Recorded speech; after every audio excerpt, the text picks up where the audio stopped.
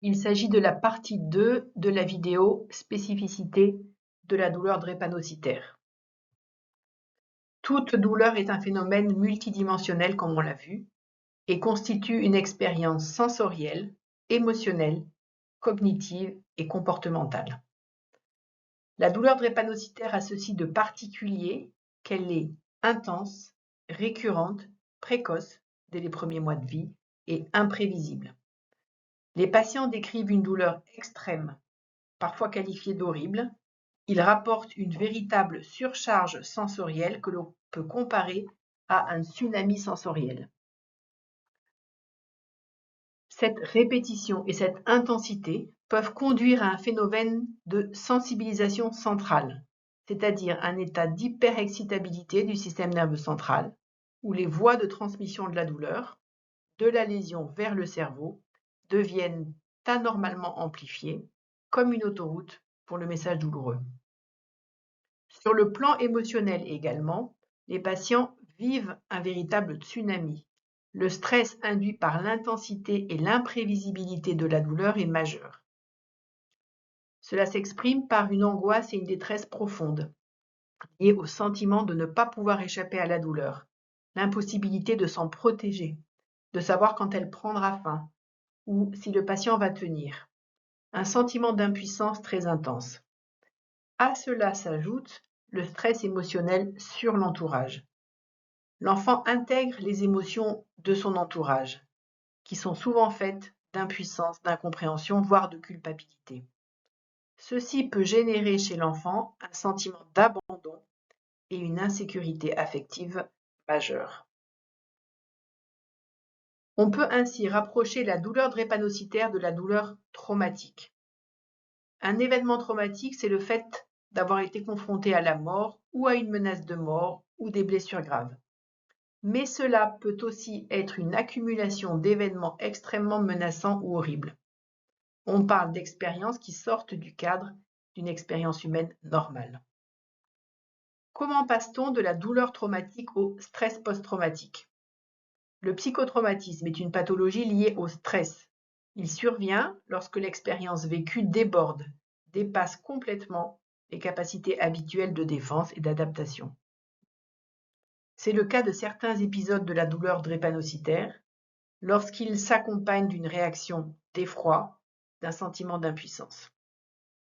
Un point essentiel à retenir, c'est que l'un des facteurs majeurs qui peut atténuer le risque de stress post-traumatique, c'est la manière dont la personne est entourée au moment du traumatisme. Qui est là pour le patient à cet instant? Qui le soutient? En situation classique, le cerveau fonctionne de manière coordonnée. Le cortex est la zone de l'analyse et de la réflexion. Le cortex permet de comprendre la situation, d'en évaluer le contexte, de prendre des décisions et d'adapter le comportement. L'hippocampe est une zone impliquée dans la mémoire des événements. L'hippocampe permet d'intégrer l'expérience vécue, d'en tirer des apprentissages et de la replacer dans le temps. Il participe aussi à la mémoire émotionnelle en lien avec le contexte. L'amygdale est le centre de la réponse émotionnelle et sensorielle. Elle joue un rôle d'alarme, elle détecte le danger, active la réponse au stress et prépare l'organisme à réagir. Dans une douleur habituelle, ces différentes structures communiquent entre elles. La douleur est ressentie, comprise, contextualisée, puis progressivement intégrée en mémoire. Cela permet ensuite une régulation émotionnelle et un retour à l'équilibre. En situation de douleur ou de stress majeur, comme cela peut arriver dans certaines crises drépanocytaires, le cerveau ne cherche plus à comprendre ou à analyser, il cherche avant tout à survivre. Le cerveau va alors suractiver l'amygdale, qui devient prioritaire. Elle envoie des signaux d'alerte intense liés au danger et au stress. Pour se protéger de ce stress, le cerveau peut alors isoler l'amygdale du reste des circuits. Cela revient à couper les liens entre les systèmes sensoriels, émotionnels et les zones de réflexion. Les conséquences sont multiples. Au niveau de l'hippocampe, l'intégration de la mémoire sensorielle et émotionnelle devient désorganisée, fragmentée. C'est ce que l'on appelle la mémoire post-traumatique. Au niveau du cortex, il peut se produire une forme de déconnexion du corps et des émotions. C'est ce que l'on appelle la dissociation post-traumatique.